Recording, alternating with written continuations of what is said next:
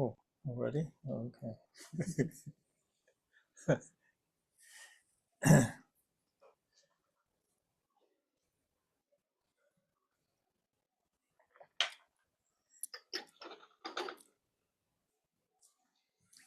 So thank you everyone for taking time out to join us for another session on the Lalitavistara Sutra, Life of the Buddha. So before we start the actual session, the sharing, we'll have some motivation together and maybe some quiet sitting for a few minutes. That might be good. So if everyone would like to be comfortable, relaxed, and to be still is useful but not absolutely necessary. But the body is still, if possible, the mind relaxed.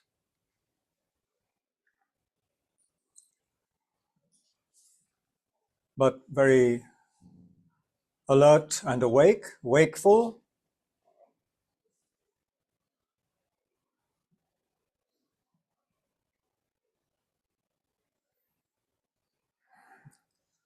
And we can bring our attention to the natural flow of the breath through the nostrils, or even breathe through the slightly open mouth if there's congestion. And just allow yourself to be relaxed, be happy and content with being where we are.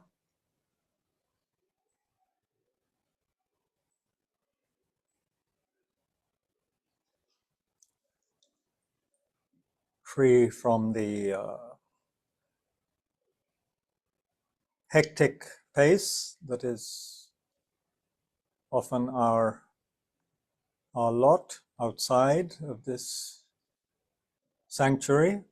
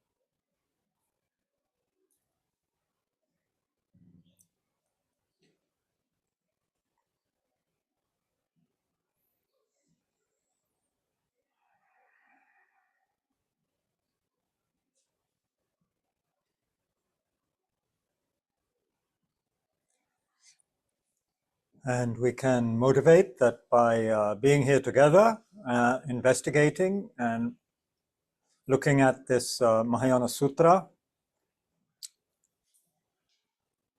There may be tremendous benefit. There may be many benefits that are not even comprehensible to us. Why? Due to the power of the words, the power of the aspirations that went into the sutra. The blessings and the power of the aspirations of the Buddhas, Bodhisattvas, whose only wish, really, whose only concern is to benefit sentient beings, suffering sentient beings. So all their words are backed up by inconceivable kind of aspirations, positive energy.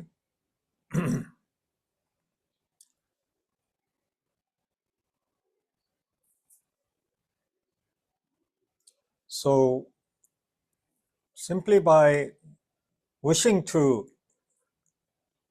examine this sutra, may it be for us an action full of auspiciousness. May the pure perception and the what we might call the karmic fruition, extraordinary karmic fruition that we see manifested in the sutra, in the life of the Buddha, may that illuminate, inspire our minds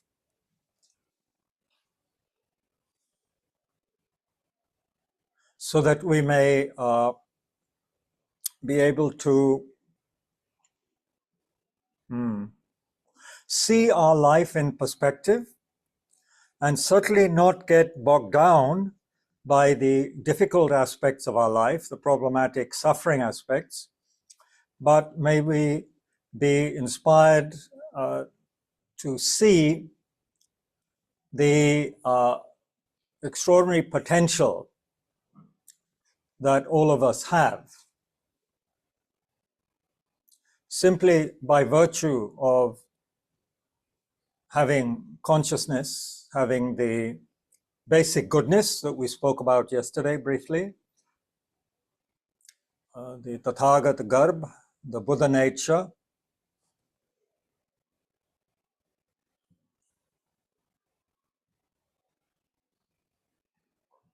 and may the prayers of great beings like our late Kyabje Lama Zopa Rinpoche, who had prayed that whoever entered the door of Tushita here would find great peace, great benefit, and connection with the path shown by Lord Buddha. May those prayers be manifest. They are manifesting. May they continue to do so.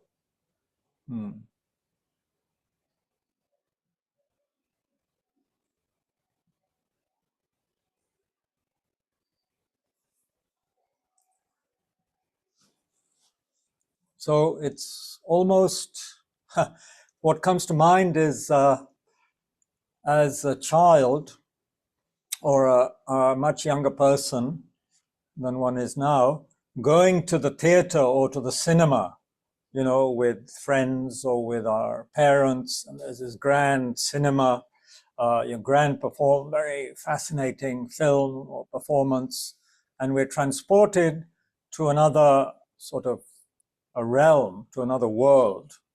So in a sense, this is what happens, this is what is happening when we begin to investigate the, especially I would say the Mahayana Sutras of Buddhism.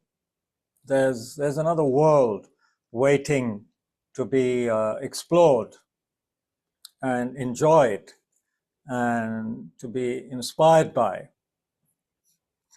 Even though, or because it seemed a little fantastical in the beginning, but slowly we may begin to see how this could be, it's conceivable, it could be our life one day. We could have this kind of life because all of us have the potential to attain full and complete awakening, full and complete Buddhahood. In some of the teachings, as I'm sure many of you know, it is said that, we are Buddha. We are Buddha, we just don't know we are Buddha. The Buddhas know they are Buddhas, they're fully enlightened. We are Buddhas, but because we're not yet aware of it, we haven't yet sort of revealed it. So therefore we are confused and still in a fog of conflicting emotions. And yet those emotions themselves, according to the teachings, some of the teachings of the Buddha, those emotions themselves are like the play, the lila, the play of energy. And energy is energy. Energy is, as the English poet and painter William Blake said, he said, energy is eternal delight. So here we have a manifestation of extraordinary enlightened energy, which is delight, eternal delight. We need we need more delight in our life, right? We need more joy. We need more delight, and need to remember that we have the causes of delight. We have the fuel of delight and joy buried right now in our mind stream. It's accessible, even though it may seem very far away right now. You know, if you look back over your events of this week or today, you may not see many causes for delight. You may see many causes for disgust, upset, anger, jealousy, pride, many things. Or you may have felt a lot of fatigue and so on and so forth. So delight seems a long way away. But we see here in this sutra many manifestations of, I would say, great delight, great joy. But we see how it is connected to what we might say, the path of awakening. It doesn't happen on its own. It's linked to, what should we say, wholesome, virtuous action of body, speech, and mind. That's what is manifested in this life of the Buddha. Extraordinary practice of wholesomeness over a long period of time. Yeah. Okay, so I hope, is the sound okay for everyone, do you think, online and here and there? You think it's okay? Yeah, it seems okay. Someone is saying yes, thank you. Okay. Yeah, okay. Thank you. Pempala, thank you. All right. So, as I said, it's not possible to exhaustively look at this sutra unless we had, dozens and dozens of sessions together. And it's not my intention. It's not possible to. It's not worth rushing through the sutra as though it's some kind of race. Yeah. So we will, in a leisurely way, look at this and enjoy it. Enjoy it, and if we can rejoice. We can really rejoice all the time at this life of the great sage. Yeah, that would be worthwhile. You shouldn't be in a hurry, and of course, it's there for you. It's not that easy to get it in book form sometimes, but it's online, and so you can see it on your mobile phones and so forth. It's worth looking at in your spare time or whenever. So I hope this will just give you a taste of how it can be approached and enjoyed. Yeah, for inspiration. And again, to remind you that if you come to Bodhgaya, it's very inspiring to see it at Bodhgaya on that western wall next to the Muchalinda lake to the south of the main temple there. Okay, so one thing I didn't mention yesterday, when the Buddha was talking was still in Tushita heaven, due to the power of his radiance and who he was, it is said he was even able to wake up the gods. The gods, specifically those gods who were in their samadhi, who are in their trance-like state, which can last for eons of time, vast stretches of time. Some of the gods can abide in that kind of samadhi, concentration, due to various karmic causes that they created, maybe mainly being a little bit attached to the bliss of meditation, but also having created a lot of positive karma, for sure.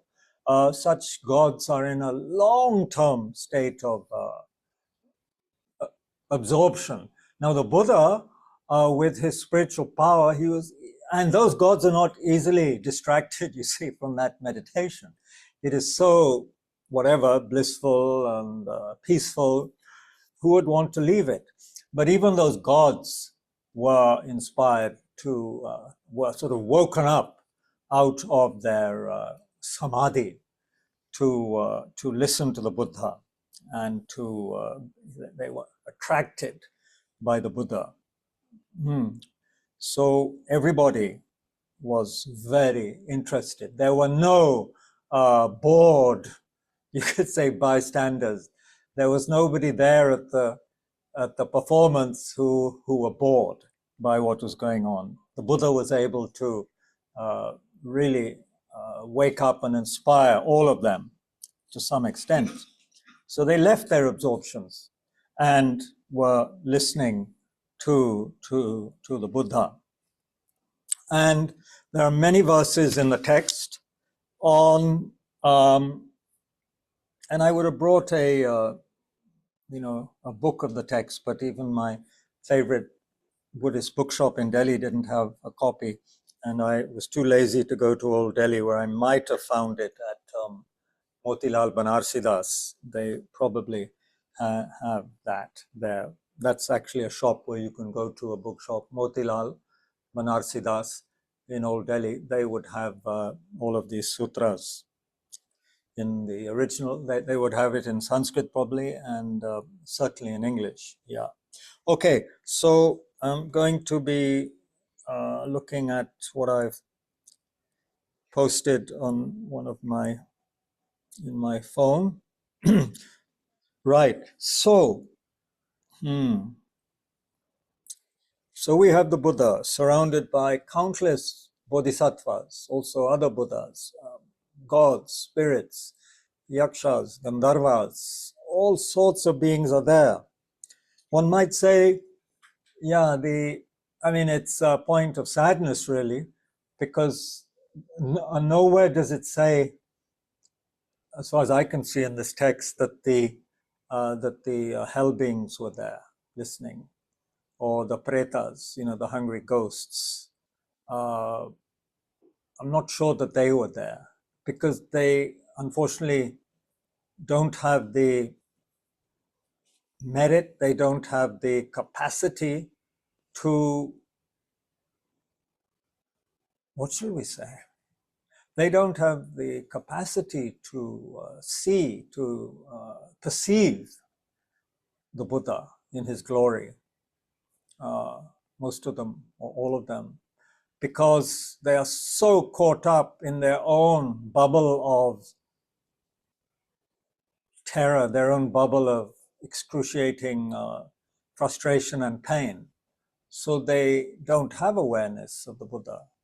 They cannot enjoy the awareness of the Buddha. It's like having a 5-star hotel where people are enjoying an amazing array of food and drink, and a few outside the window you can see tenements of people who can barely have 1 square meal a day, squalor and dirt and so forth.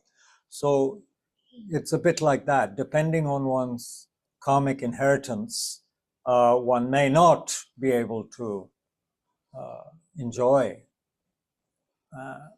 the blessing and the spectacle, the great joy of listening to the Buddha and his Dharma.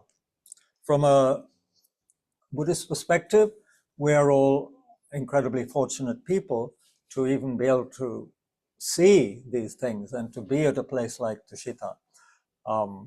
That is said to be the result of tremendous good fortune and wholesomeness. I mean, let's face it, there are 35 or so, 33, 35 million people in Delhi, and how many people are here?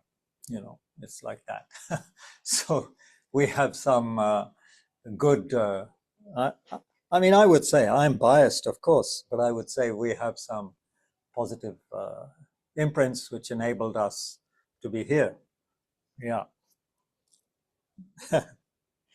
Okay. So we've done that, we looked at. Okay, now, yeah, so the gods have been woken up, even these gods in their samadhis, they've been woken up out of it.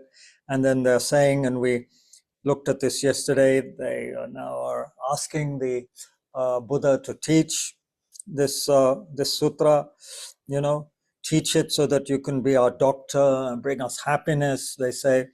Teach it to spread the vehicles of the great, the great vehicle teaching, the Mahayana. And this would be important because we may have the ability to listen and appreciate and want to practice the Theravada vehicle teachings, which teach how to practice morality, concentration, wisdom, and attain nirvana, okay? Personal liberation.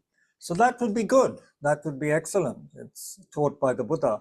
But here they are specifically talking and extolling the virtues of the Mahayana, the great vehicle. This is a Mahayana Sutra, which is a later sutra, not like the earlier sutras of the Theravada. And the great vehicle, as you know, has this vast vision, a very vast vision to liberate all sentient beings. Yeah, the whole purpose, the whole vision of the Mahayana is something extraordinary, encompassing all sentient beings. Yeah, so teach it to propagate the great vehicle. And you know, some people may get a bit annoyed and say this sounds a bit sectarian, great vehicle, small vehicle. But anyway, it's extolling us, it's inspiring us to be our best selves, you could say. We have this potential, you see. We all have the Buddha nature. So it's considered a little bit of a waste to only aspire for personal liberation, when we do have a potential to arouse great compassion and work for the sake of all beings. That is our potential. So why stop at the smaller vehicle, at the Theravada vehicle? Propagate the great vehicle, you know, teach this to help us arouse the bodhicitta, the aspiration to benefit all sentient beings. Please teach it so we can defeat our opponents and overpower all demonic forces. Opponents here, I think, probably should be more understood as the inner opponents, obviously. And if we do have outer opponents in our life, like people, like evil bosses and this and that, then that is, of course, a karmic outcome of our own self-cherishing attitude. It's a karmic result of our own unwholesomeness. So whichever way you look at it, it's our own problem. It's our own klesh. It's our own delusion that is forcing us, in a sense, to experience certain people in our life who are problematic or not nice to us. So help us to defeat all of that, the inner disturbances, conflicting yeah, emotional garbage in our mind, which is causing us to have all kinds of unhappy experiences. Teach it to instruct all the bodhisattvas, because even bodhisattvas who have already aroused this extraordinary mind of working for others, they need instruction. It's not like you arouse this mind of bodhicitta and start working for others. It doesn't mean one can do it perfectly yet. One needs instruction. One needs the instruction of someone who is already much more realized than oneself, or best of all, the instruction of a Buddha. So the bodhisattvas need to be instructed further, inspired further, so that they can progress on the 10 stages, after which is Buddhahood. So if one has just become a bodhisattva without great wisdom yet, one is not really even on one of those 10 levels of bodhisattvas. When one is has aroused the great compassion, bodhicitta, mind, wishing to become a Buddha for the sake of all beings, and has a direct insight into ultimate truth, into shunyata, at that point, it is said one is then a first level, first bhumi bodhisattva. Okay, so there are 10 bhumis, so you need instruction all the time to refine one's wisdom, to refine one's ability to help others, to, there are so many practices, so many extraordinary practices that can be engaged in to benefit others. Yeah, so one needs instruction in them. It's not enough just to attain that extraordinary mind of bodhicitta. Then one has to become someone who can be really an amazing guide for others, and the most amazing guide in this, is the Buddha.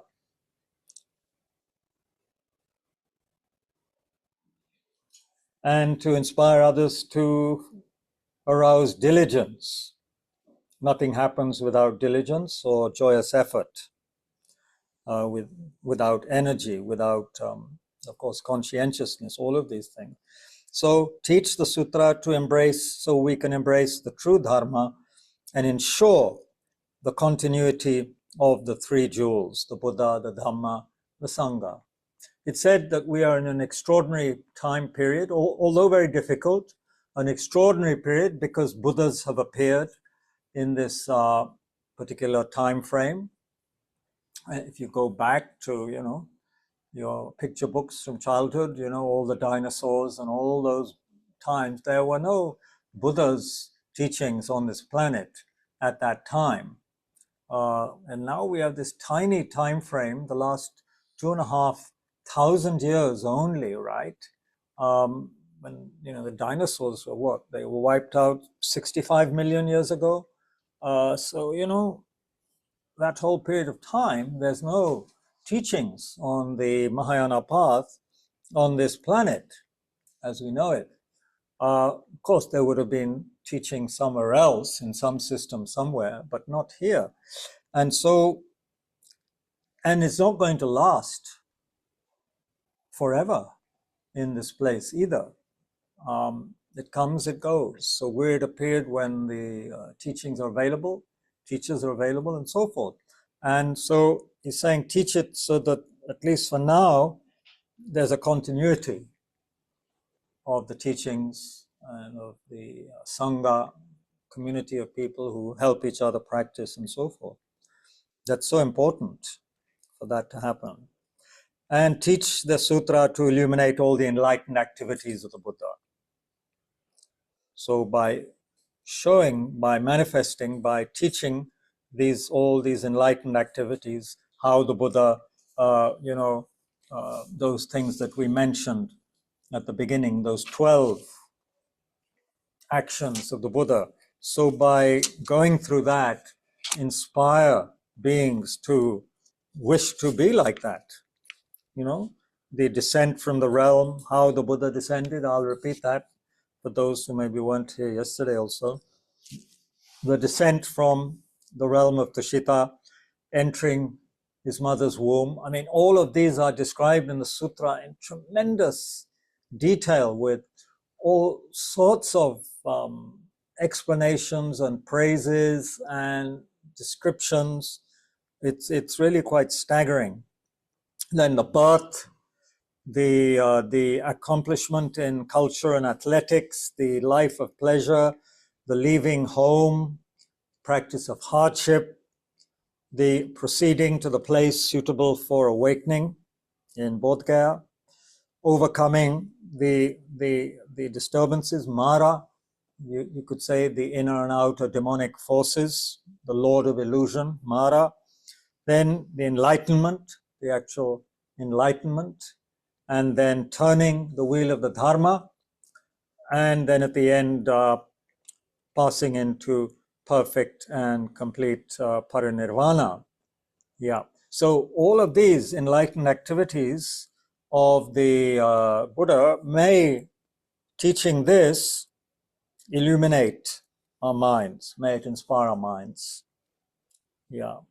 Thus, and I've only chosen very, very, very little out of the verses. You can see all the verses in the text, but one of them, part of it is he says, thus listen here, monks, to this vast sutra, taught in times past by all the Buddhas for the welfare of all the worlds.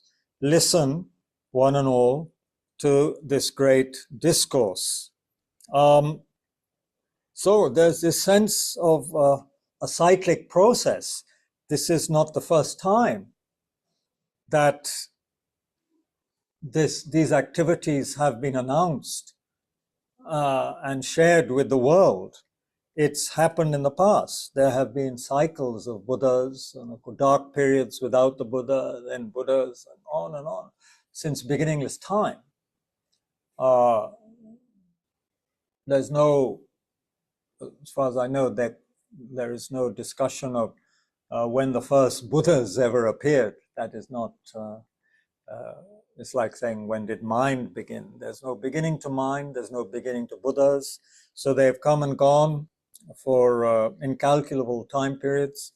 And so again, it's happening. Yeah, it's already been taught in the past, but now here it is again. And you fortunate people who are here now, the Buddha is saying, listen,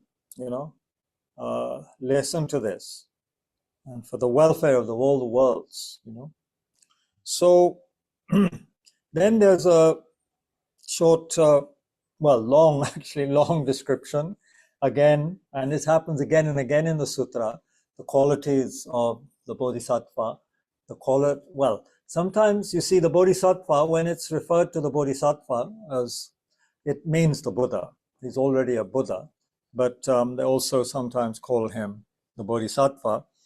The Bodhisattva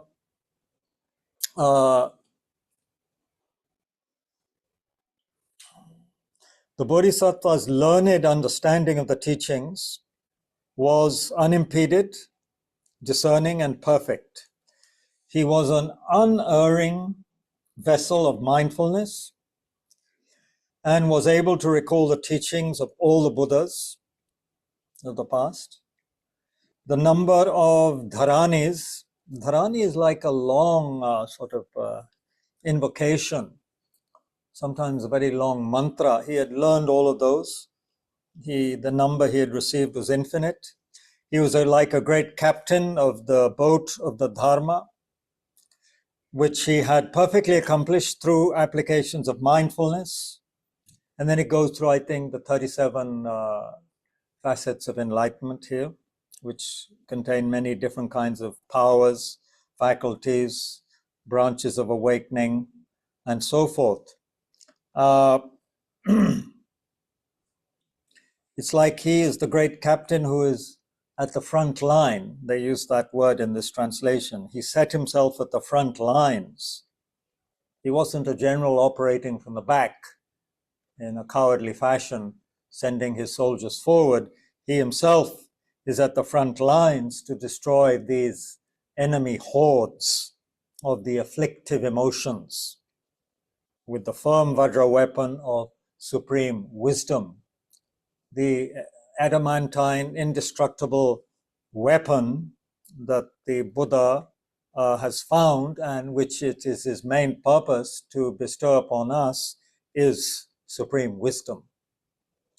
Now you will find when you, it's very interesting. We're quite fortunate to have different kind of Dharma teachers nowadays. I'm talking of the realized ones. Some will emphasize or one feels the way they teach, what they teach most is or what one gets from them more is the compassion aspect of the teachings, the method or the compassion aspect, the loving kindness, the development of bodhicitta, the need for morality as the foundation, ethical foundation. Then you will find teachers who are very much, almost it's like they say, well, morality, yeah, but that's not the main thing. The main thing is wisdom.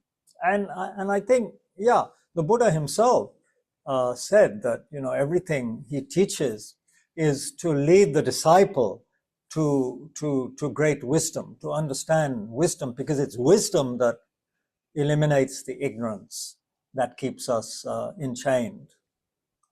Yeah, you could say, yeah, it's also lack of compassion which goes along with it, but lack of compassion, the Mahayanists might say, lack of the great compassion prevents us from becoming a Buddha. But you don't need that bodhicitta to attain nirvana. To be free of suffering, you don't need the great compassion as mentioned in the Mahayana. The bodhicitta you don't need to attain nirvana. But you see, and nirvana is freedom from suffering. It is using wisdom. It is freedom from suffering, but it is not enlightenment. It is not Buddhahood. So anyway, the point being made here is that without supreme wisdom, we will always be stuck with our conflicting emotions, with our pain, with our suffering, our frustration, and that will just go on and on and on forever until we arouse this great supreme wisdom. So wisdom is the main purpose for which the Buddhas teach, because that's what will free us. But of course, Mahayana would then also say, what's the use of your wisdom if you're only using it to benefit basically yourself? If it's only to free yourself, what's the point, Meaning, I'm just one person, each of us is one person. So just to work for one person, it seems limited. It's limited, There are, again, I had I came home after several months to Delhi, and I was not horrified, but I was very upset to see that the termites had invaded my toilet, which the cleaning lady hadn't been cleaning properly. So here again we have a big dilemma. All these hard-working termites which are eating away at the wood, the cheap wood in the bathroom, and transporting, it looks like the soil that they're chewing the wood, I guess, and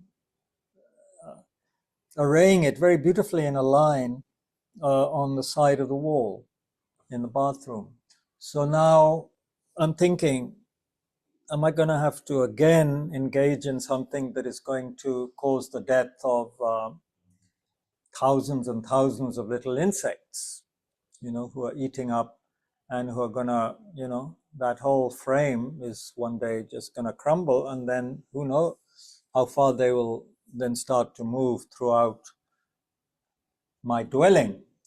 So, yeah, there's that sense, I am one, they are many, what to do, Then when you go to the other level, of course, human beings, I'm just one person and others are countless almost, So then how come I'm so important, How come I can just generate wisdom and free myself? It's almost it's taught to us in a way to show us that it's not only unkind in a sense, but it's also illogical. It's like illogical in one way to just look after oneself when there's, countless other people.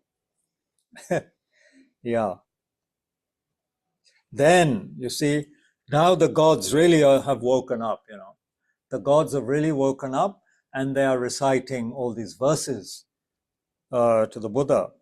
One of them is, you developed compassion for all sentient beings and made offerings to billions of Buddhas. Remember, do not forget, you who are of infinite renown, now the time has come. Do not let it slip away. Matlab, now is the time to manifest in the world. Now is the time to manifest in the world, to take birth and turn the wheel of Dharma and so forth. Don't let this time slip. Now is the opportune time.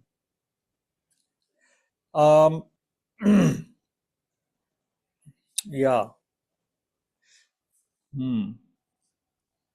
Okay.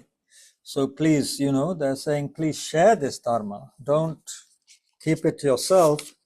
People need this. You with stainless vision, this I wrote in my book From the Western Wall. You with stainless vision, you see the Buddhas of the world in all 10 directions, listening to the Dharma. This great law, share it with the world. The time is at hand. Do not let it pass. They're very insistent. The gods are very insistent. They're very concerned that the Buddha may not be inspired to teach, or they're afraid somehow he'll miss the bus and not get to where he needs to go.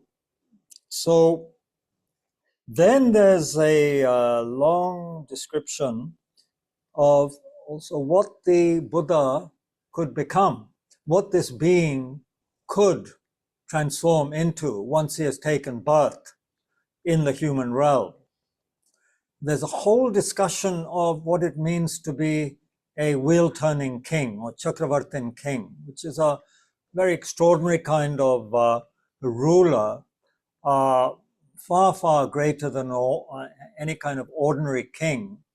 Yeah. And they are discussing the kind of help what a Chakravartin king has in his or her, well, it's his, I'm afraid, in his retinue. They don't speak of female Chakravartin kings. Have you come across female Chakravartin kings, Nicola? I'm afraid it's all rather, in that sense, it's rather one-sided. They don't speak of Chakravartin queens, only Chakravartin kings. What to do? This I cannot comment on, really. But without, yeah, and the Chakravartin king has, for example, there's supposed to be 7 or 8 attributes or possessions of a Chakravartin king. I think they're here somewhere. Like they have a supreme elephant, they have the jewel, they have a special minister, they have a precious queen, they have a precious horse, they have all these things, and they're all very symbolic of different aspects of life. But a Chakravartin king has all of these kind of helpers to help them rule in a just and beneficial fashion for sentient beings. And then the sutra goes into the causes of having all these precious help, the ministers, the king, the queen, the horse, the elephant, the jewel, the wheel, all of these things what is the cause? And the cause is always, of course, great virtue, great practice of patience and morality and giving and all of these things over countless lifetimes, which bring these kind of results. So that's another way I feel in which the sutra is also a teaching on cause and effect. It's a teaching on karma, because none of these things happen. None of them just fall into our hands by chance. A Chakravartin king, which doesn't just have all these objects because he's struck it lucky. Causes have been created over beginning this time, perhaps. So that's one thing, that these highly evolved beings who are there, they're seeing that this being could either become a Chakravartin king, or he could, if, however, they say, if, however, he leaves his family behind and becomes a monk, he will become a Buddha. And Buddha is way beyond any Chakravartin king. Okay, a Chakravartin king has great power, great merit, great enjoyments, great good advice from his minister and so forth, but he's not an omniscient Buddha who is able to show the path to enlightenment to other beings.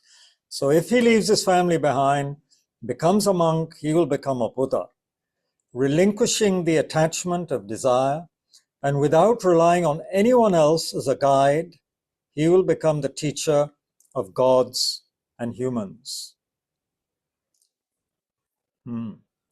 That's what he'll do if he leaves his family behind. With these words, the gods inspired the priests to recite the Vedas. So the Sanatan Dharma or whatever, the Vedas are being, the priests were inspired to recite the Vedas. I don't know which Vedas, but anyway, so that is a big discussion in the sutra, many verses on the Chakravartin king. And then, now this is interesting. Remember, the Bodhisattva, the Buddha to be, or if you're Mahayana take, is already a Buddha, just manifesting at the moment as a Bodhisattva. And he will manifest going through all these stages of life, manifest becoming enlightened in Bodhgaya, and so forth. But for another way of looking at it, he's already a Buddha. This is all just his lila, his play, his manifestation. So then, he said, monks, in this way, the Bodhisattva was dwelling in the supreme realm of the heaven of joy, Tushita, where he then engaged in 4 great examinations. So it is not ke pariksha pass karna tha unko, not like that. His examination means he was looking at and examining 4 things. What are these 4? He examined the time of his birth, the continent of his birth, the country of his birth, and the family of his birth. So it's important, it seems, that when such an extraordinary being is going to take birth, that being needs the right circumstances. If you're born in the wrong place, you will not have the opportunity to manifest in the way that you could for the world. Yeah. So he chooses, and it could be also that it's like most beings would not be able to stand, would not be capable of receiving such incredible energy of a Buddha into their midst. It would need, as they show later, a remarkable, very remarkable woman to act as the mother of such an extraordinary being as the Buddha. So it says why this is chapter 3, verse 17, for those who are interested. Why, monks, did the Bodhisattva examine the time of his birth? because a bodhisattva does not enter his mother's womb at the beginning of time when sentient beings are evolving. Rather, it is when the world has formed and when birth, old age, sickness, and death have become known that a bodhisattva enters his mother's womb. So that's interesting. It's like if beings are at a stage, and if you look at Buddhist cosmology, there are periods when it's just, we are more in the nature of beings whom probably we couldn't see. We were in the nature of light. We did not have excretory and reproductive organs. We were able to enjoy things just by thinking of them. So we didn't need these gross apparati to enjoy. It was all on a mental level, you could say. Then slowly things evolved. Then, of course, with everything evolving, then there's, degeneration. There is ordinary birth with all of its pain and so forth. And then there is old age, sickness, and death. So it's at that time, that period in the evolution of beings, when I guess some kind of awareness of pain and suffering sets in, and one then looks for something to solve that particular these dilemmas of birth, sickness, old age, and death. After all, that is what, isn't it, caused the prince to leave his palace, those sights. Otherwise, he is said, was there enjoying a life of pleasure. But because this is the time when the world has formed into this kind of solid and degenerate sort of place where things, changing all the time, and are, there can be so much sorrow and pain. That's when it is a good time for a bodhisattva to enter the mother's womb, because that's when the teachings are needed. That's when beings will begin to listen. That's when people will listen to the Dharma. When there's enough of, a bit of there's that prick of pain, which is there all the time. The unsatisfactoriness is there. The anxiety is always there in the background, making us almost always less than joyful or content. Always something problematic for us happening. That's when a bodhisattva takes birth. And why, monks, did the bodhisattva examine the continent of his birth? Because a bodhisattva is not born in an outlying continent, or sometimes teachings called a barbarian land, where there's no facilities, no interest. It could be because of the environment, the physical environment, or the kind of beings that are there. He's not born in an outlying continent. He's not born in, you see, the world system can be looked at in different ways. So there's the way of looking at it in terms of Eastern continent, Western continent, Northern continent. So the Buddha is born in the southern continent, called Jambudvip. Jambudvip. There's another term for the southern continent, it is said, that we're living on. It doesn't refer to south of the equator necessarily, or anything like that, but this world system here in Jambudvip, we have all these problems, and we have also, it is said, the kind of physiology, mind and body, that are receptive, can be very receptive to the Dharma, and especially to also the higher teachings of the Buddha. We need the particular substances that our body has to engage in the higher teachings and, to become Buddhas. We have all the constituents necessary in our body mind to become Buddhas. So the Buddha takes birth, the Bodhisattva takes birth where there are beings like us, because we can become Buddhas. Why did the Bodhisattva monks, why monks did the Bodhisattva examine the country of his birth? Because a Bodhisattva is not born in outlying lands where people are as stupid as sheep, with dull faculties, ignorant, incapable of distinguishing right from wrong. Rather, a bodhisattva is born in a central land. Central here means where people like you and me, educated people, JNU people, IIT people, this people, that people, discerning people, literate people, we know our alphabets, we know, we have probably a pretty good sense of right and wrong. Most of us here are not, butchers or have to kill every day for our living. We are actually quite fortunate. We may be addicted to WhatsApp and other things, but not so much that it's totally fried our brains yet. We're still pretty discerning. We know right from wrong, I think, everyone in this room.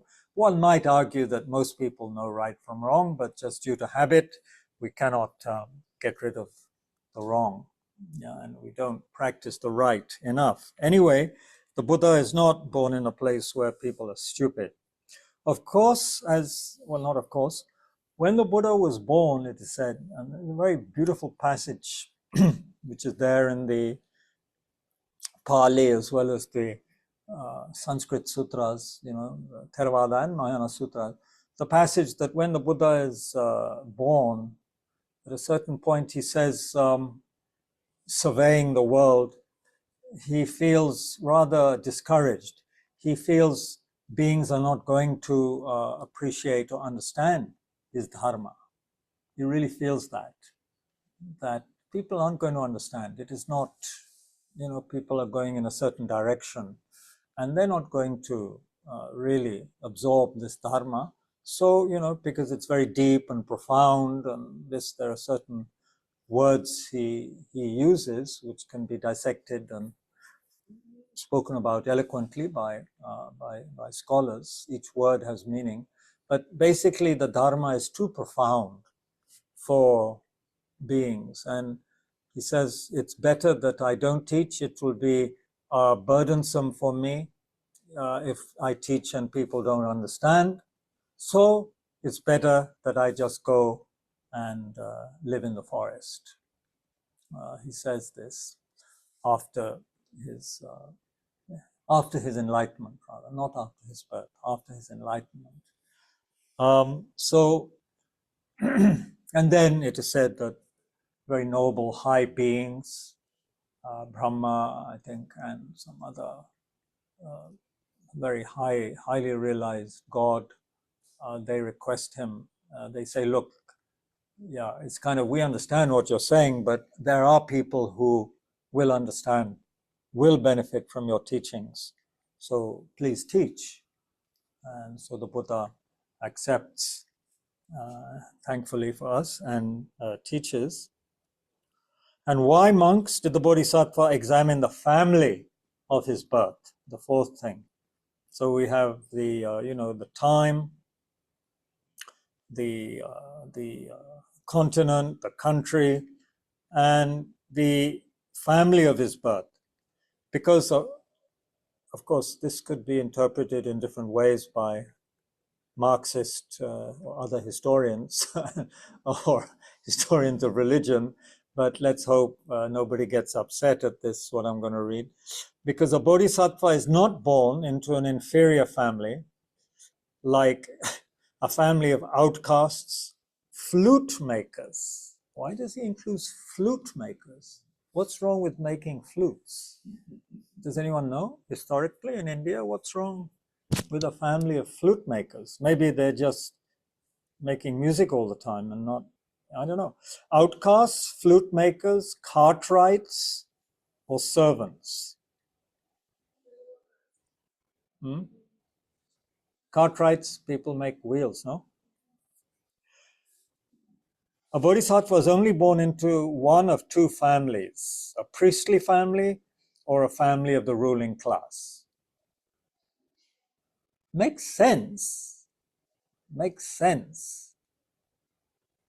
You know, if you're born into a family where you're not allowed to drink water with other castes, you're not allowed to get an education, you're not allowed this, you're not allowed that, you could be beaten up for wearing certain kind of clothes. What's the point of being born in such a family when you want to benefit the whole world? Anyway, I don't want to get into that too much. But he's the bodhisattva. When the priestly families are dominant in the world, the bodhisattva is born into a priestly family. When the ruling class families are dominant in the world, the bodhisattva is born into a ruling class family. Thus, monks, at this time, the ruling class families were dominant in the world, so bodhisattvas were born into such families. Yeah. Yes, I can hardly see you. You have sunk into your chair.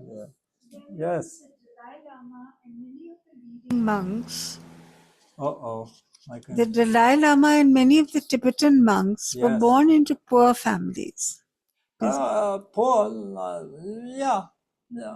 But not I suppose struggling, but yes, Tibetan, not a ruling family. You are right. Tibetans, as such, I suppose, have the genes of Buddhism. I don't know. I think you need, you can write a rejoinder to this part of the Lalitavistara, and it's good to discuss this, and this gives me a chance to sip my tea while you folks think about this. Excuse me. Yeah. So, yeah. Does anyone else want to comment on that? Nicola. I think when it comes to the Tibetans, because they have this tulku system, this system of reincarnation, it doesn't really matter where they take rebirth. And in fact, them taking rebirth in a poor family will tremendously benefit that poor family, because when a tulku is recognized in the Tibetan tradition, then the institution will take care of the young tulku, grant him education and proper lodging, proper clothes, and so forth. And the family will also be taken care of. So perhaps what we are describing in the sutra is more talking about 2,500 years ago in ancient India rather than Tibet. No? But it's interesting. Why wouldn't the Dalai Lama be reborn into an aristocratic family in Lhasa? Rich family in Lhasa. So the idea of dharma and the idea of the no, Did it's you say not karma? The dharma and wisdom. When we talk about that, why there is still a boundary, like if a bodhisattva is born in a poor family or is born in a rich royal family, the purpose should always be to spread wisdom and benefit the mankind or the humankind. Yeah. Why is there a differentiation here? It's like if you want to quickly get somewhere to help someone, you don't take the local passenger train, which stops every 5 kilometers and people pull the chain all the time. You get on the Rajdhani, It's just common sense. It's not about... Bodhisattvas don't have any bias, you see. They love all beings equally as though they were their only child. Yeah, they don't have any bias, but they want to do what's best for others as quickly as possible. So then they see, as you said, 500 years ago, 2,500 years ago in India, that was a good family to be born in, because if you weren't born in such an important family, you just would have a life of, maybe just menial hard work, or you'd be beaten up if you said, look, I'm a bodhisattva, I'm here to save the world. And people say, shut up and get on with cleaning the toilet, So it's better they are born in a family where people can appreciate, where the king brought in an astrologer, wise man, who then gave advice on his child, could be brought up in a certain way. Yeah, you could say the father was practicing deceit on his son by having this pretend world of great pleasure and beauty surrounding him and, shielding him from the facts of life outside the palace walls.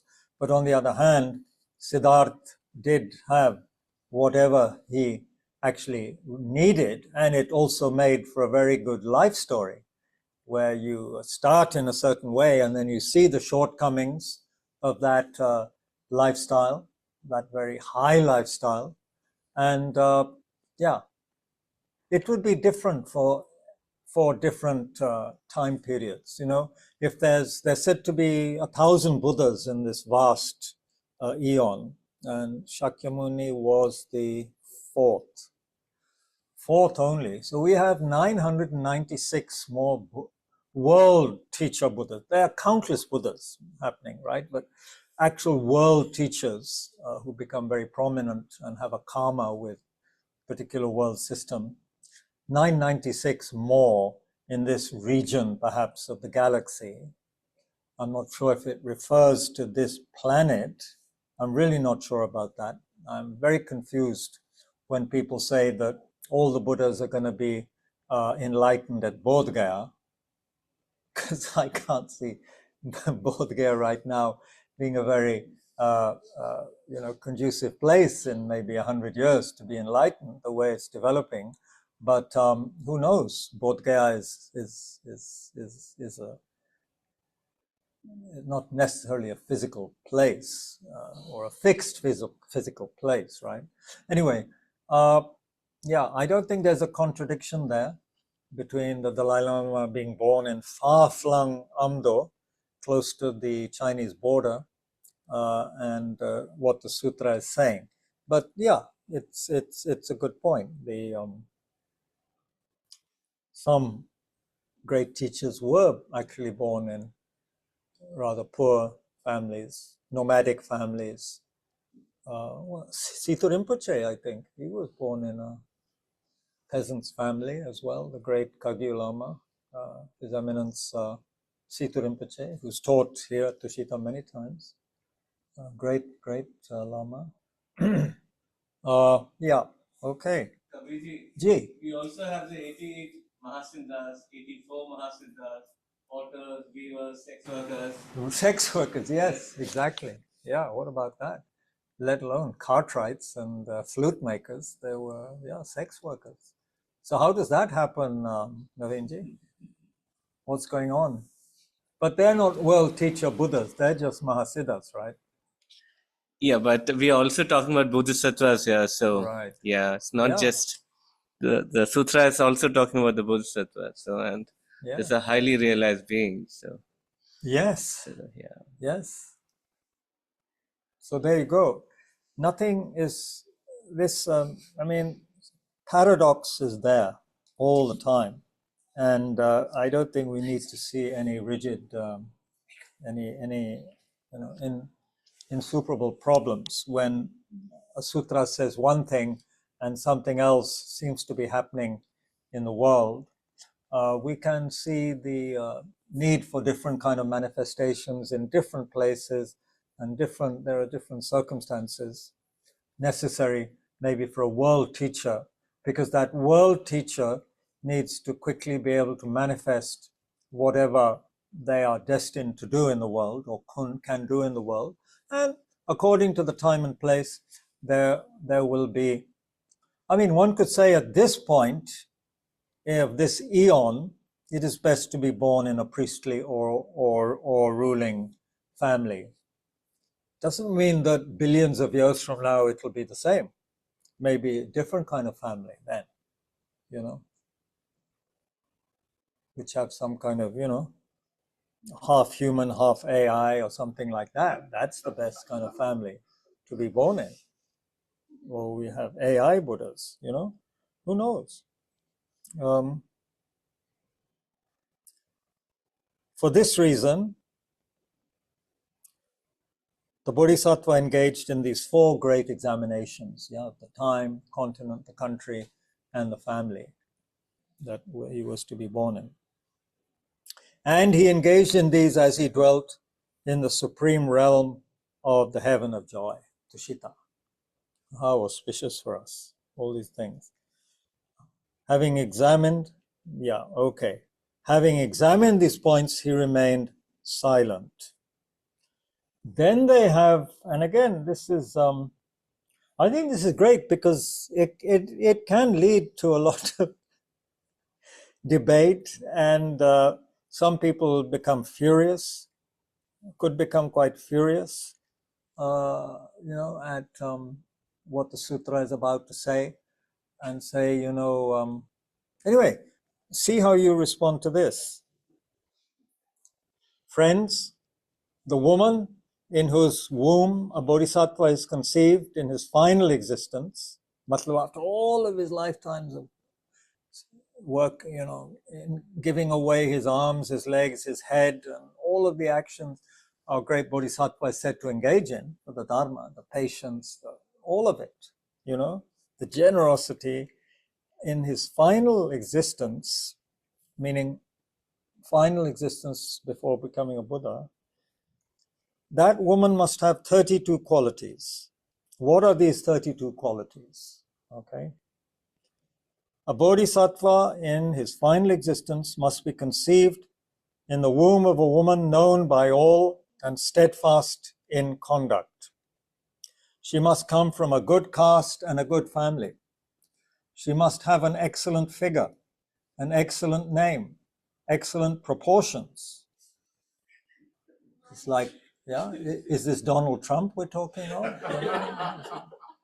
At some, reality show or Miss World contest? Yeah. Excellent proportions. She must not have given birth previously. She must have excellent discipline. She must be generous, cheerful, adroit. Adroit. Adroit is not a word used much right now. My friend Sujit online will tell us immediately what it means. But adroit is somehow skillful, proper. But not in the Buddhist sense, skillful. No.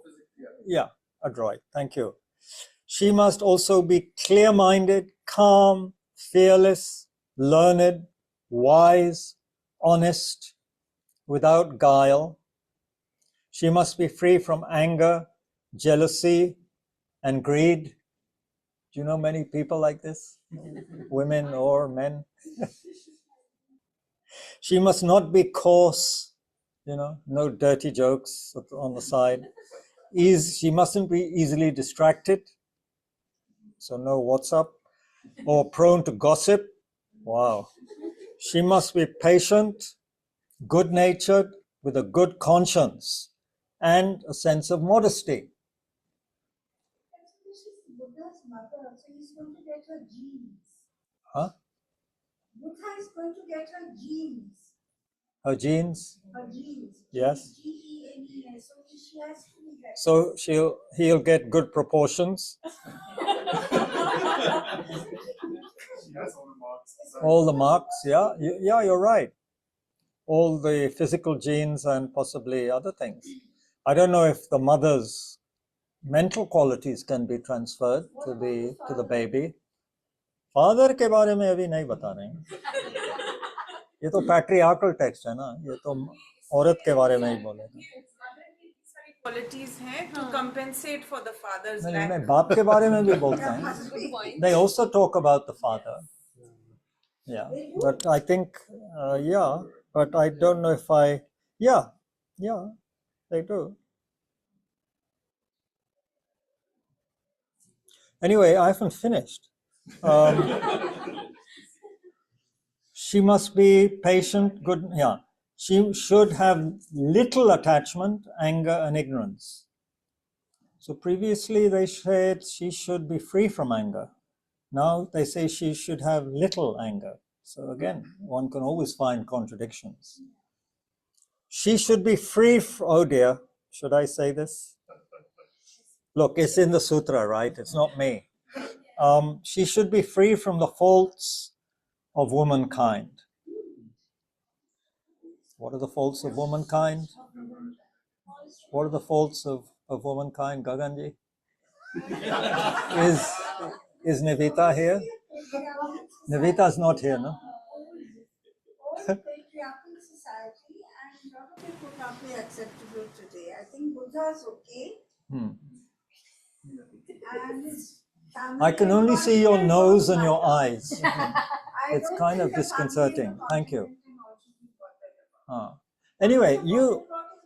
it's like His Holiness says, no? I think he's so skillful. At the end of his talks, His Holiness Dalai Lama would always say, if there's anything here that you have benefited from, it's very good. If there's anything you don't like or it's not useful for you, then forget it. But for one, for something we don't have to give up everything. But yeah, if Buddhas were mainly female gender, right? And of course, in one sense, Buddha has no gender, in one sense, and men and women can equally become Buddhas. So if this was an era, an eon where Buddhas are mainly women, then they'd be speaking of the faults of mankind, as in men, right?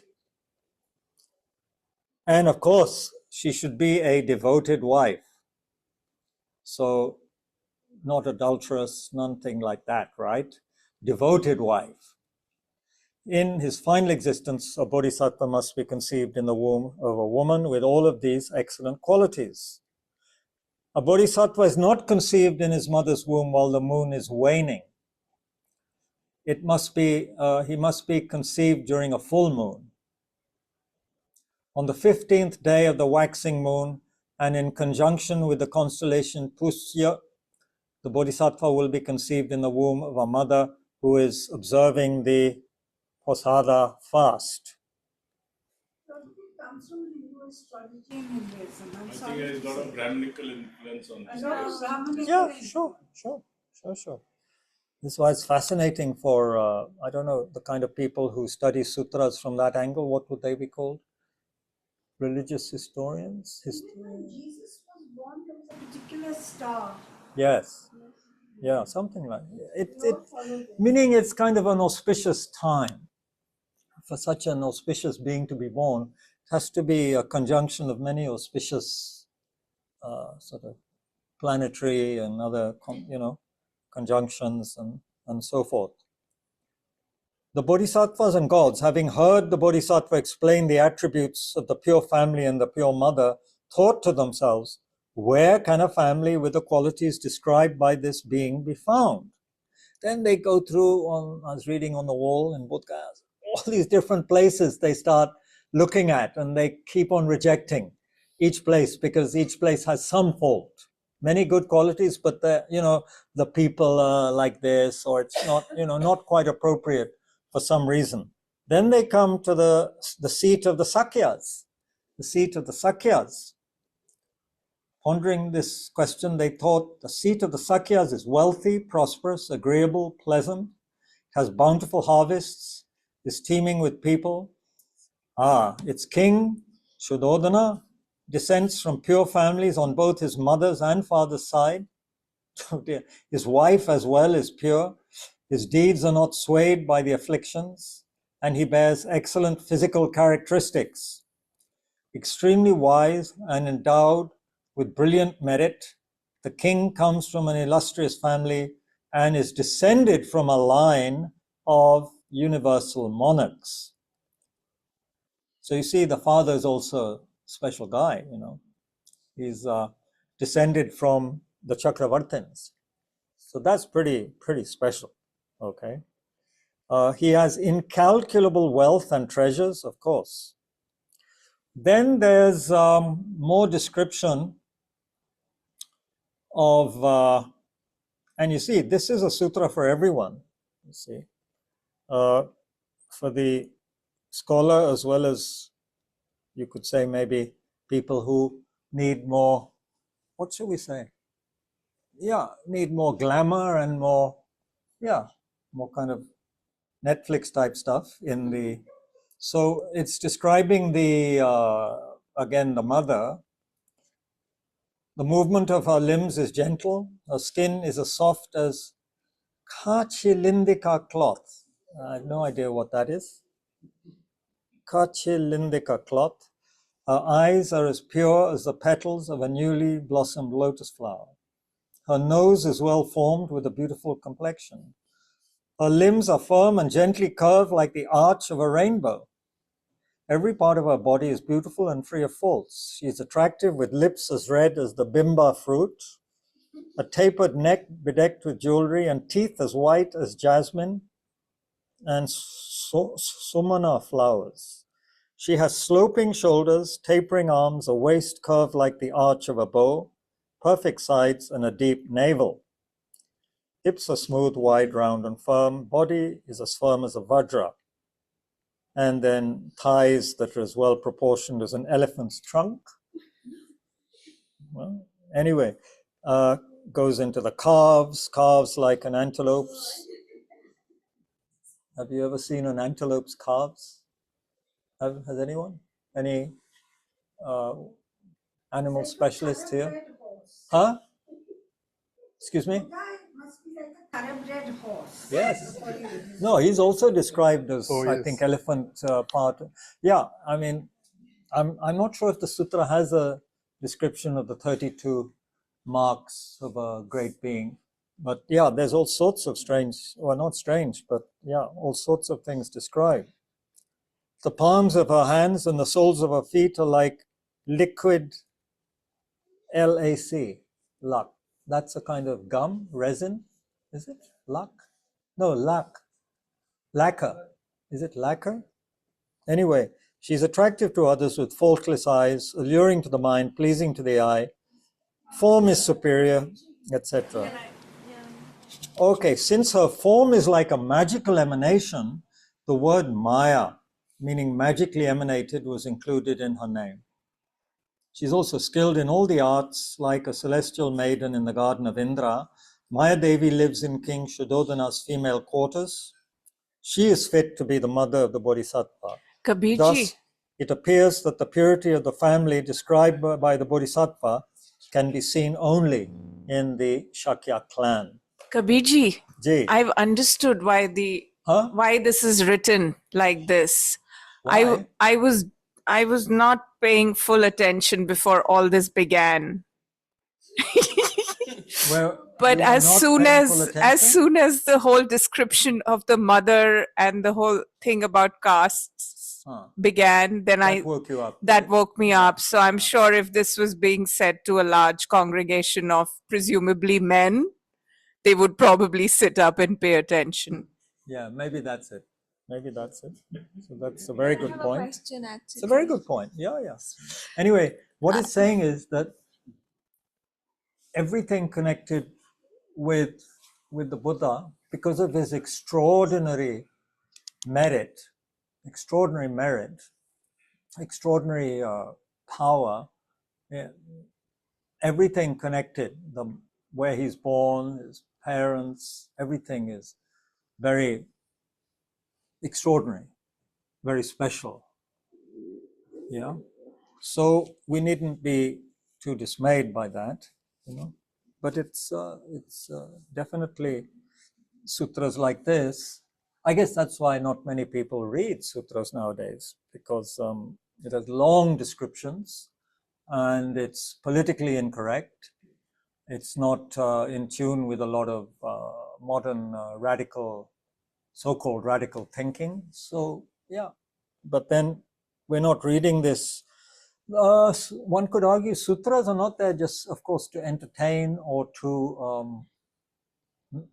have us agree with everything in the sutra. They're there to not only inspire, but to get us to think deeply about, things. And also, of course, this sutra is a compilation from different sources.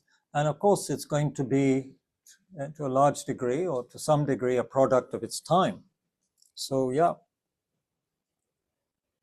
Then there's a long description of where the Bodhisattva is at that time. All sorts of visions. Again, the description of Suddhodana, the father-to-be, belongs to a royal family, wealthy, prosperous. Okay, he's free from conflicts. He's a holy being, righteous, and has gained respect. So, if he's a holy being, already you could begin to argue, those of you who know the life of the Buddha, even a little of it, why does he then engage in the deceit of, if he's a holy being, if he's so holy, righteous, why is he upset that the sage is, said that this being could become a Buddha rather than just carry on the royal task? Because he's said to be upset, right, that his son could become a Buddha. He wants him to be the king. So if he's such a holy person, why is he thinking like that? Why does he surround the Buddha with pleasures and beauty and all these things? Who would want their son to become a monk? I'm sorry? Who would want their son to become a monk? A holy being. He said he's called a holy being here, the king, the father. I think a holy being, he is righteous, has gained respect. So obviously you can be holy, but also want your son to be a king, and not to become a monk. He comes from a family of monarchs, so he wants to obviously carry on. living. Yes, indeed. And holy maybe in the sense that he is righteous, does his prayers probably, does his pujas, does his, whatever his caste is supposed to do. He does all that. So in that sense, he could be called holy perhaps. And all the other beings, this sutra is saying, in the city of Kapilavastu are righteous and pure in mind. City is filled with gardens, groves, and palaces. So this beautiful city of Kapilavastu is the most suitable birthplace. The inhabitants are mighty and powerful. This bit I don't get. All its inhabitants are mighty and powerful with the strength of 2 or even 3 elephants. What does that mean? Or is it a misprint? But even Kapilavastu, Kabir Ji was not. It had its own struggles, like had poverty and had poverty. Not according to this. All its inhabitants are mighty and powerful with the strength of 2 or even 3 elephants. They've perfected their training in archery and weapons and do not harm others, even to protect their own lives. The wife is supreme among 1,000 other sublime women, enchanting like a magical emanation. She's aptly named Mayadevi, magically emanated goddess. And then Shihaba, and so on and so forth. Believing in karma and abandoning misguided deeds, she adheres to what is true, controlled in body and mind. She is without rival. No other woman in the realm of humans can match her, so on and so forth.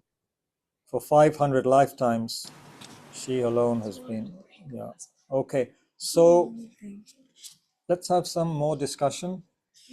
You can see we are crawling through the sutra, which is good. We're going through it slowly. And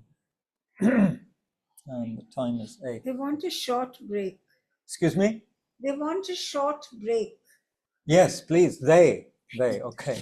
They want. The people want a short break. Okay. Let the people have a short break. Yeah. Please have a short break. Online people, thank you for your patience. Those who are still here. Very kind. I hope maybe we can have some comments from people online while the people here in Tushita heaven have a break.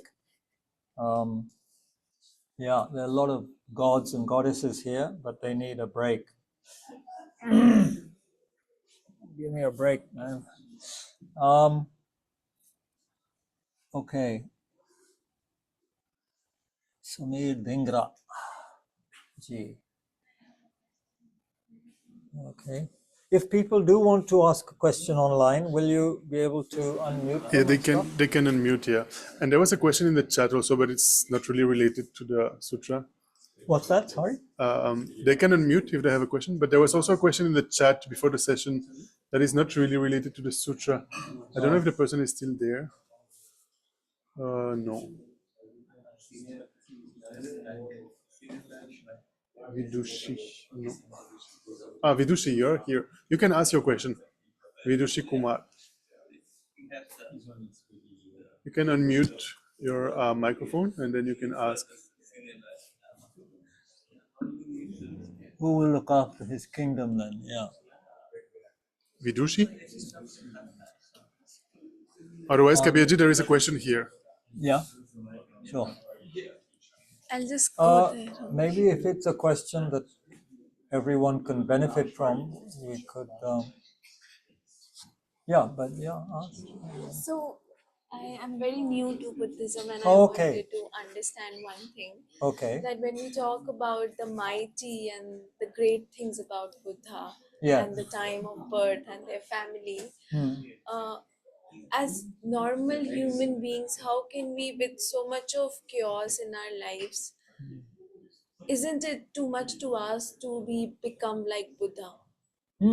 Is it too much to ask to become like Buddha? Yeah, in one way, it's much too much. But the point is, we have the potential. It's like saying, is it too much to ask this tiny seed of a Bodhi tree, which is actually just this size, is it too much to ask it to become a huge tree? Yeah, in a hurry, it won't happen in a hurry, but it has the potential to become a huge tree if it has the right conditions to grow. It will become a healthy Bodhi tree, people tree. So, yeah, from our perspective, right now, it's too much to ask. But with training, with practice, and it said when one begins to have insight into the nature of the mind, then tremendous confidence is born in the person that yes, Buddhahood will be possible. They can see the more and more people practice and follow the instructions of their teachers, it is said, then the more and more, conviction in the teachings and in the words of the Buddha. And so if the Buddha keeps on saying that we can become a Buddha ourselves, then we become more and more convinced as we practice. If we don't practice, of course, it's like someone telling a young child that maybe there are parents who are ambitious for their child, or the child wants to be a great athlete or something, but is rather weak at the moment. But that person, through training and so forth, could become a very great sprinter, runner, jumper. Through training, it requires training. But the environment, for example, if somebody is born in a Dalit family, then you can't. Then But that's just life. And then A dog can't get enlightened, a worm can't get enlightened in that kind of body.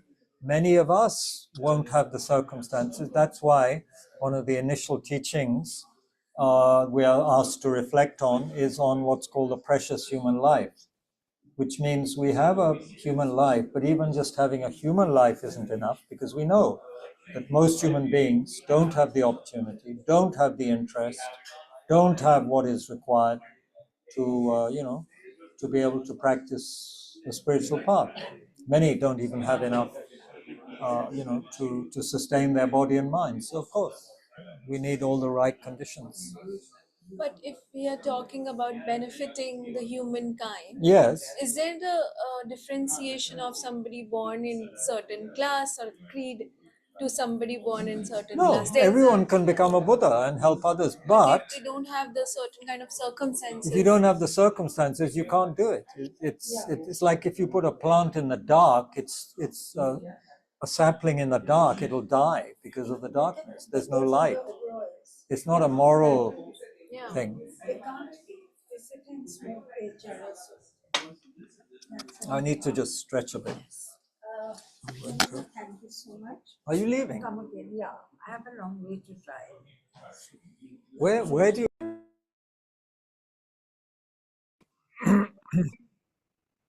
Yeah, my apologies for the duration of that break.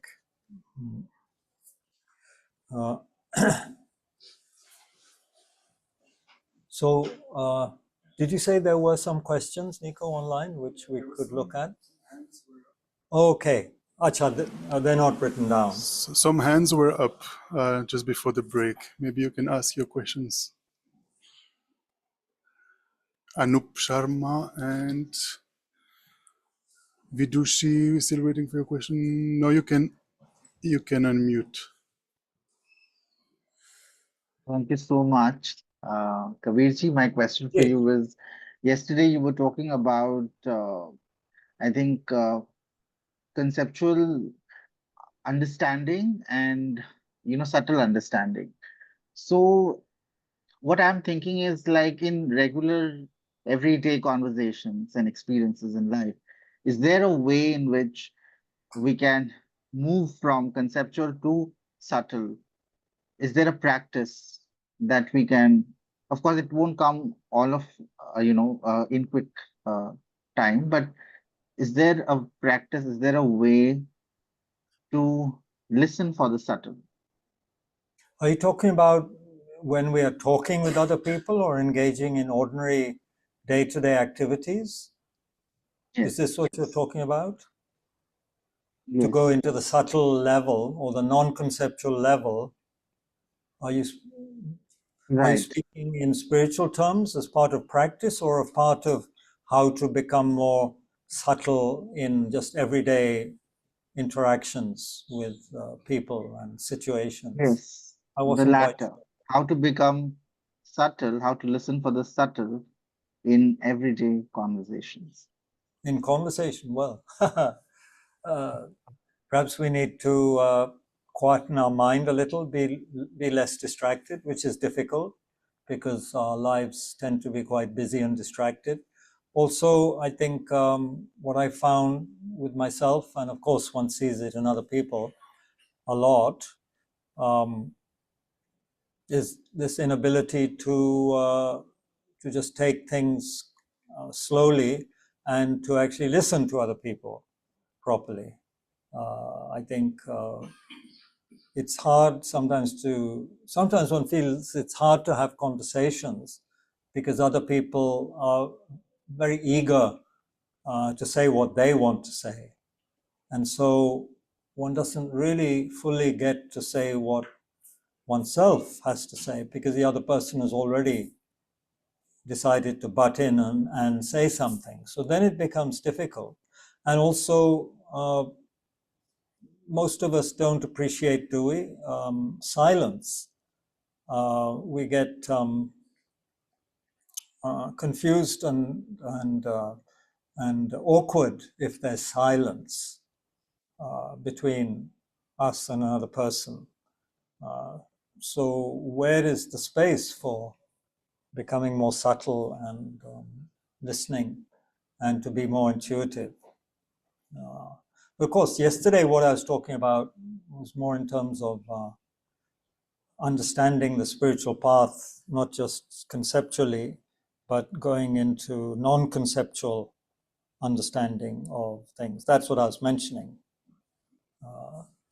So that we don't always think about things in terms of words or thoughts, but have more direct experience of, say, compassion or understanding of even death. Let's say death. Take death. You see, on the Buddhist path, we can reflect about death, right? That death is definite, the time is indefinite. We can reflect on what they say, that the spiritual teachings, one's own inner calm and compassion and wisdom are what are actually going to help us at the time of death, right? Nothing external is going to help that much, could even be a hindrance. So we could look at it through analysis and use thinking and logic, which should be excellent. But then to really have the deepest kind of understanding of it, that's not going to happen at a verbal level, is it?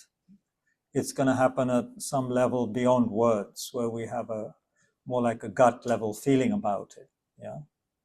So that's why the non-conceptual is considered.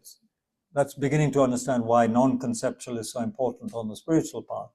That logic and words can only take us so far. At a certain point, things have to become much more direct, if you like. But in As terms it of everyday is. life, I think we have to, slow down and be more patient. I think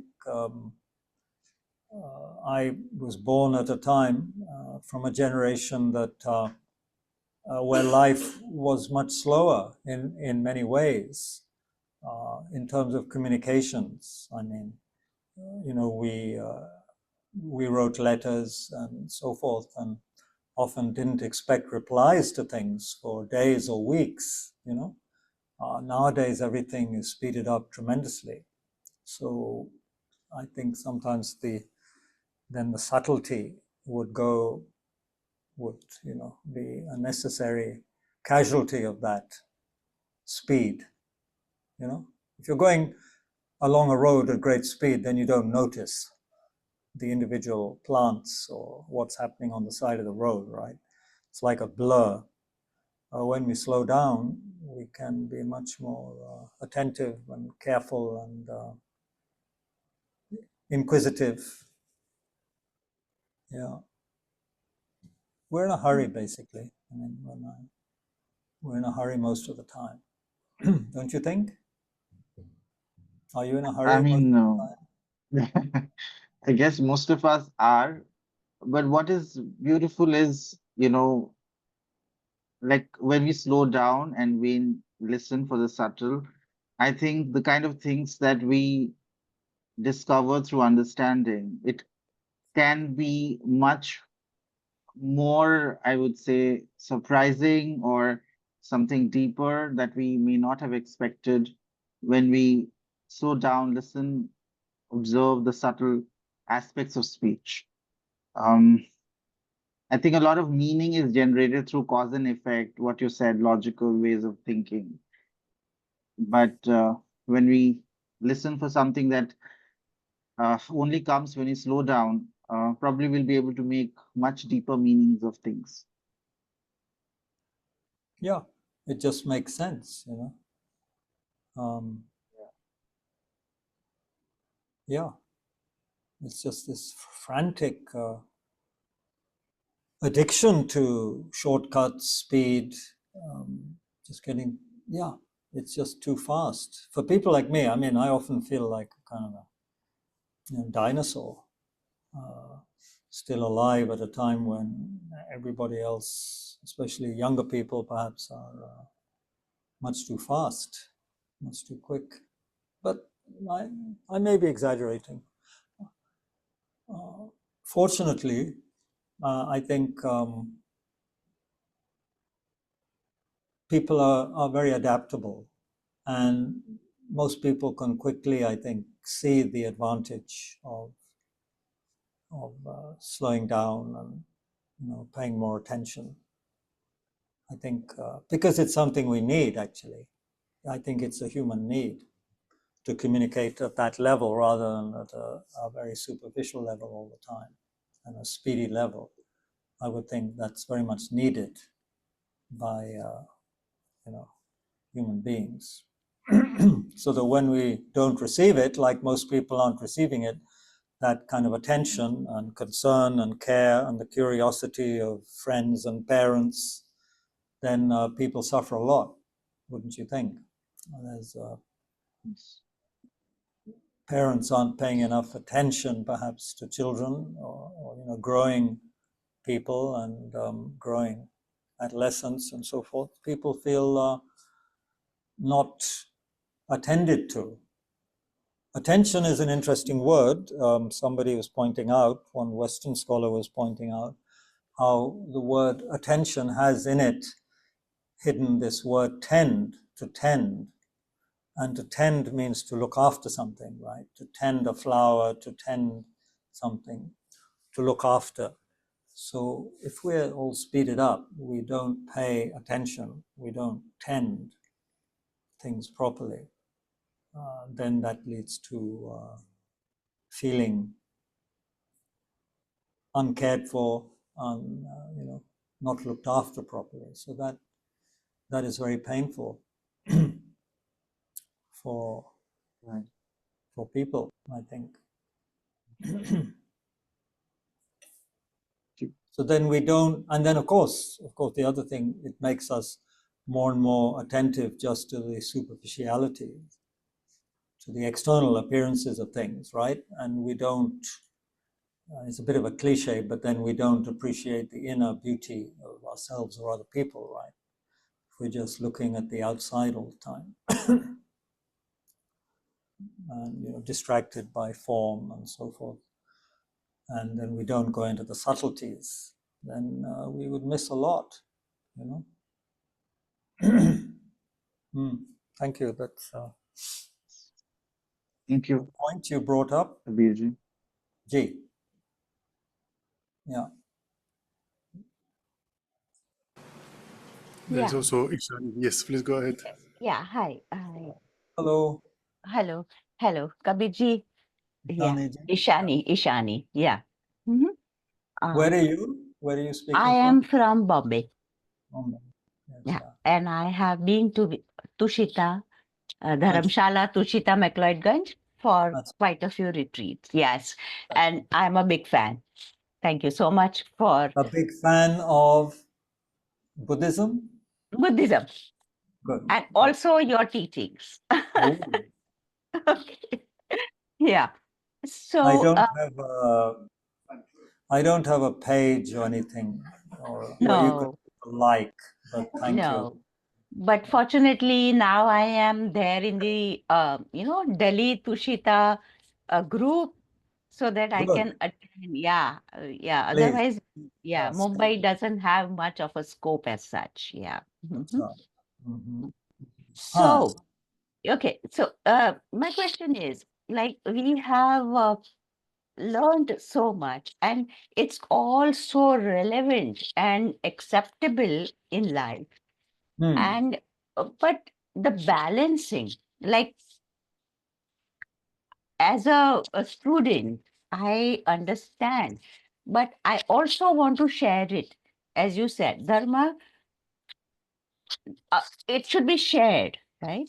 But also, on the other hand, we are told that we should not speak about anything unless we are asked. And there is a very small number of people, very minute number of people who would be interested in what Buddhism is, or what Buddha has said, or what the philosophy is all about. And I take it so personally, and I'm so involved and affected. But how do I, find the balance where I can involve those whom I love, to at least share with them about the philosophy and the way to conduct the behavior as such. So it's very difficult to go out and tell people what I have learned and also expect them to understand. Yes. Yeah, there's a kind of loneliness there, right? Yeah. One teacher put it this way, that the Dharma path is like love affair and loneliness, because you feel lonely because of what you're doing, but you're also in love with the world. You want to help people, right? Yes. So then there's love affair and loneliness. So Yes. yeah, that's a challenge to put those together. Okay. But you also have to see if people are interested. If they're not interested, then in listening to philosophy or anything like that, then you just have to, I guess, be, buy them ice cream or what they like and be kind to them. And then maybe on the side, then you say something, or you try and, you want to say something dharmic to someone, so but you combine it with something else, which they like. Yeah, it's tricky. It's tricky, yeah. Most people don't have the time or inclination. No. And if they want some spiritual advice, it has to be in, quick. In their format, yeah. Yes. Kind of almost like airport bookshop spiritual section style. Yeah. Yeah. At bookshops nowadays, I don't see even many books at all of His Holiness the Dalai Lama. Yeah. There are other, books, which of course I'm being biased and elitist and all that, but I'm not sure how useful they are to go into things deeply. But they could be, of course, useful for people who are deep. Then it could help them. But many times I feel that if I can say something to them, or if I can tell them something, they would definitely have a better outlook at life, or maybe they will have a better thinking, and they may have a better peace of mind. But it just restricts. It just restricts, because each one has their own such strong belief and their own such strong suffering, that they are not exposed to any other idea as such. And I feel so bad that I know this. I mean, I can help you, but no, I cannot. Interesting. In a WhatsApp group I'm part of, there's discussion of how far Tibetan lamas in the world can actually get through to their students. And one very good Indian teacher of Buddhism, who himself had an Indian father and Italian mother, he was saying that he finds that the young people in the country, in Italy at the moment, feel, quite out of touch with their teachers, with their Tibetan teachers, meaning their lamas. They're not able to connect properly with the younger people. That's what he felt, and he's a very perceptive man who was making this comment. So, yeah, it's a challenge. It's almost like you're in the situation that the Buddha was in. After enlightenment, he said, people, he said, have too much dust in their eyes. They're not. They're not going to understand, and it will be burdensome. It'll be a waste of my time, kind of thing. It will be sad for me that I'm talking to people who are not understanding or appreciating it. So better I go into the forest and live there alone. So I think that's why some teachers say also that we have to learn to be alone and to enjoy solitude rather than feel that it's loneliness, plus the power of making aspirations. So you can aspire very, very strongly, since you're in the second or phase of life, or you're not as young as you once were, right?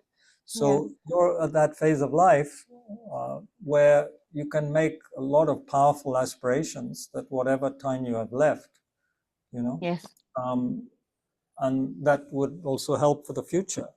It could bear fruit in the future, that you are able to reach out to more people. Exactly. And help them. So the power of aspiration, according to people who know a lot more than me, is very powerful. So it's not like you have to be out there influencing people all the time. I mean, people are trying to be influencers nowadays, right? There's all these Oh, influencers. no. I'm not there yet. No, but I mean, guide, influencer, and I'm not sure Yeah. how useful that is. Yeah. I'm sure people are benefiting also. Mm. I mean, we're all influencers in a way, right? We're all influencing each other all the time. Mm. But yeah, I hope you find some sympathetic ears. Yeah, I would for, like that. Yeah. If I can help anyone, like that would be, really blissful. Yeah. Mhm. You're retired? Yes, I am a teacher. I'm a teacher Teacher, I was and I'm going to a say. headmistress, and yeah. But I'm retired and I'm So you're missing the students. Yes. Yeah, because I Well, know I can do something, because my yeah. students have they have gained and they still are in touch, and with this So, knowledge, I still feel that I should share. So you should come to Delhi and help Tushita Delhi sometime, or start something in Mumbai. Yeah, not easy, Yeah, not easy. not easy, not easy. Mumbai doesn't have a center as yet. Yeah. Yeah, that's. No, that's sad. I know. Yeah, tell her. Yeah, I think Nicola There wants is, to say something. I don't know if they have a physical place, but there is a Geshe Losang Tenzin in Mumbai, and they have a group or a center called Sangye Menla or something like that, Menla Janse. Named after the medicine, the healing Yes. Buddha. Yeah. Acha, I have no clue I'm about surprised there's nothing in Mumbai, And but I actually- know what you mean. There's not. Actually, Yeah. last weekend, Venerable Geshe Dorji Damdul went to teach there. Do you know where it is in Mumbai? I think they rented a big venue for that event, but otherwise, I think they have maybe a small place somewhere in Mumbai. Oh, Yeah. okay. Where do I get this information from? I think if you Google it, you will find it. I'm quite sure. Okay. Fine. Okay. I'm so very thankful. Yeah. Thank you. Thank you. Thank you. Shaniji. Yeah. Dhanyavad. What else? I don't think we'll do anything else today with the sutra, but it can. Yeah, we can. But do read the sutra. Do begin to read it if you can. It's very entertaining and inspiring. Because the next few chapters, you see, purity of family, of course, is words, purity of family. But then when you get into the next few things like the the luminous doors of the Dharma, that's a wonderful section. And then the setting in motion of the teachings. And yeah, it's there's great chapters to come. It's something to read a few verses at leisure and then to reflect and to, yeah. It's not something that you read straight through necessarily. Kabir Ji, there is one more question online. Can we Please, take it? yeah, It's yeah. Asmita Yeah, Ji. sure. Please go ahead. Thank you, Kabir Ji. So today Ji. and yesterday, I was actually there yesterday, but I couldn't come today. I'm calling from Delhi only. Okay. So what I understood from the basic story of Siddhartha is that he feels the sorrow when he is in his palace, and then he steps out, and then he does something. So the feeling is followed by action, correct? The action of stepping out of the palace and Yes. then setting out on a sort of a journey. So my Yes. question is that if that is not to happen, is that feeling simply translated into thinking and overthinking? So I think my question is that what is the, if there is, I mean, what is the action that has to necessarily in one's daily practice as a person seeking a certain kind of a path? What is one feels sorrow and then one practices something, or if one doesn't practice something, then does the feeling translate into overfeeling and then overthinking, and one sort of gets caught up in that that Chakravyuh or that Maya or something of that sort. Does that make sense? Not totally, but so how does the thinking and the sort of the seeing of sorrow and so forth then translate into action? Because the Buddha was in the palace, then he saw certain things, and then there was that action of leaving the palace and embarking on his journey, right? So how to go from the seeing and the feeling of sorrow, and then you were mentioning overthinking. I mean, thinking about things, yeah, can be overthinking in the sense that it's not that useful, or it could be very necessary and useful analysis. Because actually, what the Buddhists are doing, according to many people, it's overthinking. You know, why are you thinking so much about death? They would say, why are you thinking about death? What's there to think about? You know, and there we are in the Buddhist teaching. There's a whole 9-round meditation on death, where you're looking at different headings and reflecting on them and their different reasonings. So there is, in a sense, what some people who are not used to critical thinking or analytical thinking, they would say it's overthinking. But we would say it's just a necessary analysis to make us understand better that there is going to be death, and we don't know when it's going to be, and what state are you going to be in when you die. And of course, all of this is predicated on the fact that Buddhists believe, death isn't the end. The death of this body is not the end. So the Buddha, of course, don't forget that the prince Siddhartha in the palace is already engaged in unbelievable amount of reflection, meditation, and many kinds of actions, right, to benefit others. So his mind is totally ready. It's very ripe to be triggered by anything which will then help him embark on his journey. And he has this burning, well, you could say, extraordinary motivation to help others, yeah, to benefit others, and to become a Buddha in order to benefit others.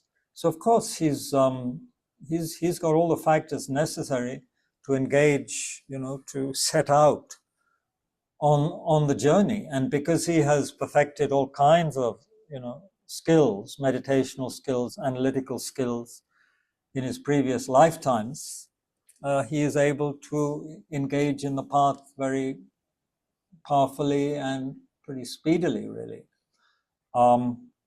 But it's the culmination of a lot of effort, a lot of activity. So in that sense, we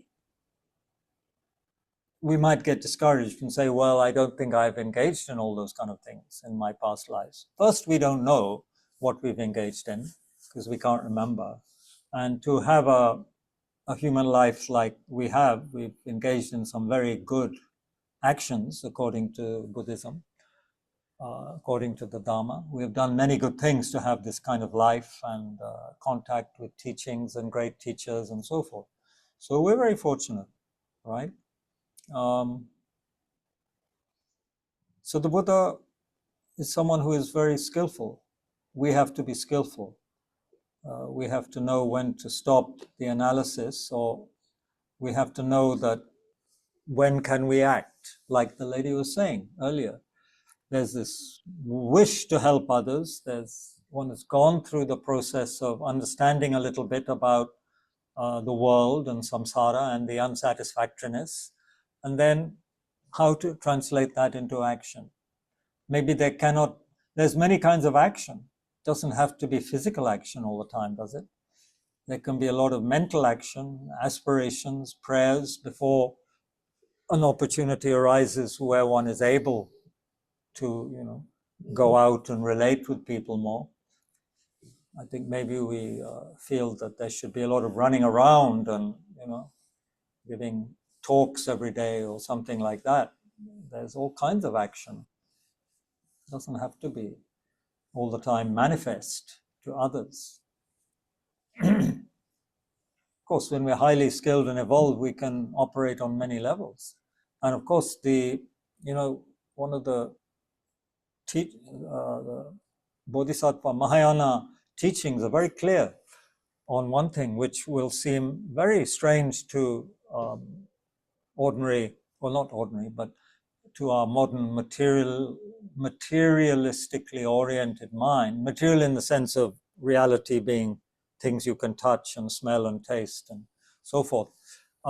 Because it says that when a bodhisattva has generated this mind of compassion, wanting to become a Buddha to benefit others, and is conjoining that with a direct perception of ultimate truth, of what we call shunyata in meditation, when that is sustained, that person is then an Arya Bodhisattva on the first ground or the first bhumi out of 10 bhumis, and that person can emanate 100 bodies to benefit others. So what do you think about that? That is taken very seriously in the Mahayana tradition. That's not something, Vedic or Brahmanical or this or that. This is considered a power that a first Bhumi Bodhisattva has, and then it increases by a power of 10. So the second Bhumi Bodhisattva can emanate 1,000 bodies to benefit others. So then action takes on a different dimension. You could be having emanations who are scholars, some who are carpenters, some who are teachers, some who are whatever, in charge of a gym. You could have people doing all sorts of things and influencing and helping people in different ways, in different professions. And one wouldn't necessarily know that they are having, are very unusual, noble people who are out there in the world to benefit others. And they don't have the label teacher and don't, have the robes of a monk or have, Zoom sessions at Tushita or something necessarily. They are just ordinary people, So we have to redefine what we mean by action also. Mental action is the most important. That's the intention, right? That's the most important. If our action is motivated by just the wish to be famous or look good or, have a fan base, then it would be considered very problematic. Thank you. Thank you. 9 o'clock. Okay. Time to the 9 o'clock news. What else? Oh, you're sinking in the same seat. That seems to be the sinking seat, where only the eyes and the nose are visible. We have an interesting backbench crew here, and also the second to backbench. Luckily, they don't heckle much, but they're what we call a motley crew in old-fashioned English.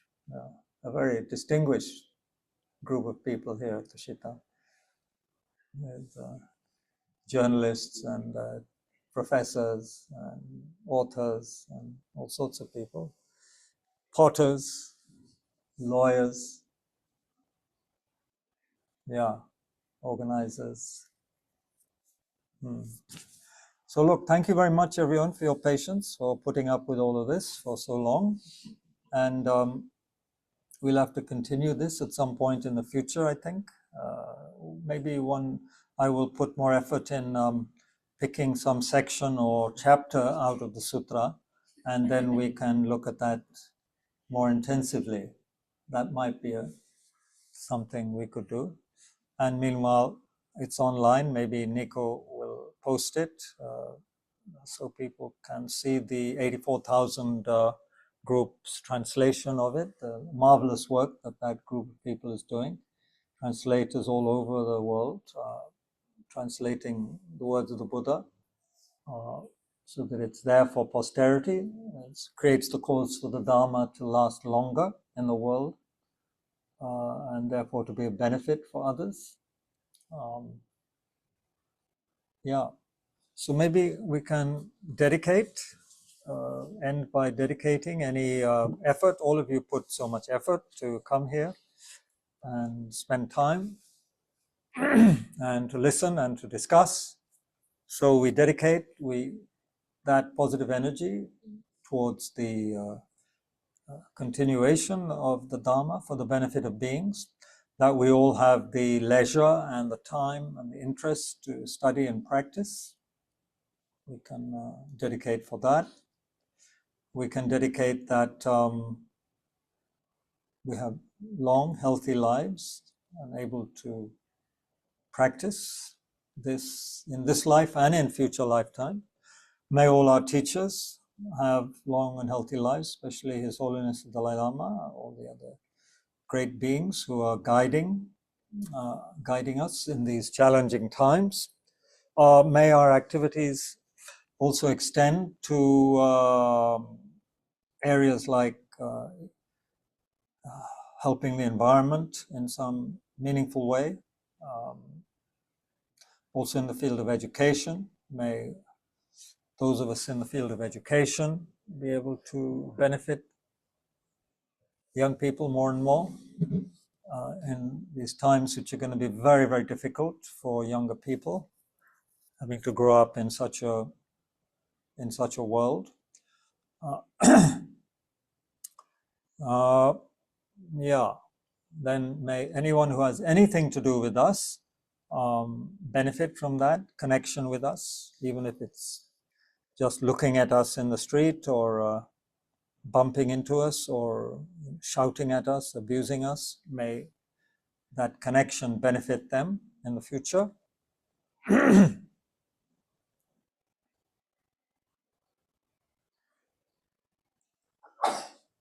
May we not, whereas we may feel a lot of disgust even sometimes, or weariness with the samsara, with the world, with cyclic existence, with its continuous saga of delusion and karma. Even though that may be the case, may it not discourage us from working with others, benefiting others as much as we can. But for those who can, may they make great progress in their meditation and develop the stages and paths to enlightenment. May people develop the tranquil mind of shamatha, shine, and then the insight into emptiness, together with the bodhicitta. May those who have the real, interest in that, may they find the time and the leisure to engage in those practices.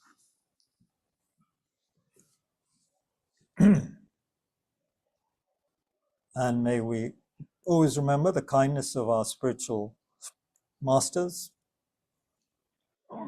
through whose kindness we develop.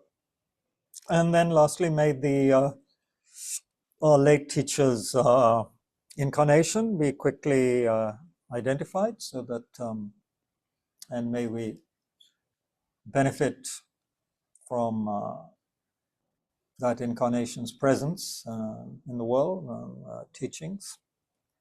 We could pray for that also.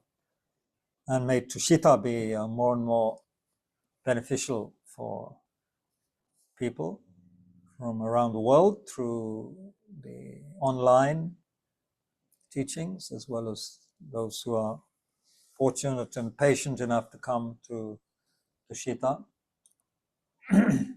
through the Delhi traffic. So may all those, may Tushita benefit more and more people.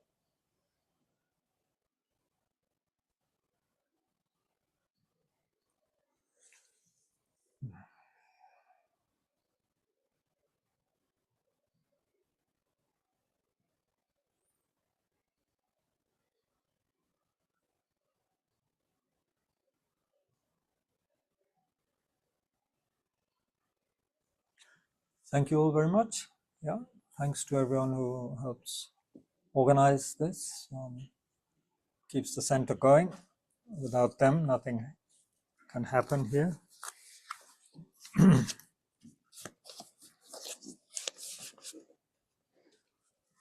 Yeah, please have safe journey home. Thank you everyone online, most kind. Yeah. Pranam Kabir Ji. Pranam Sujit ji.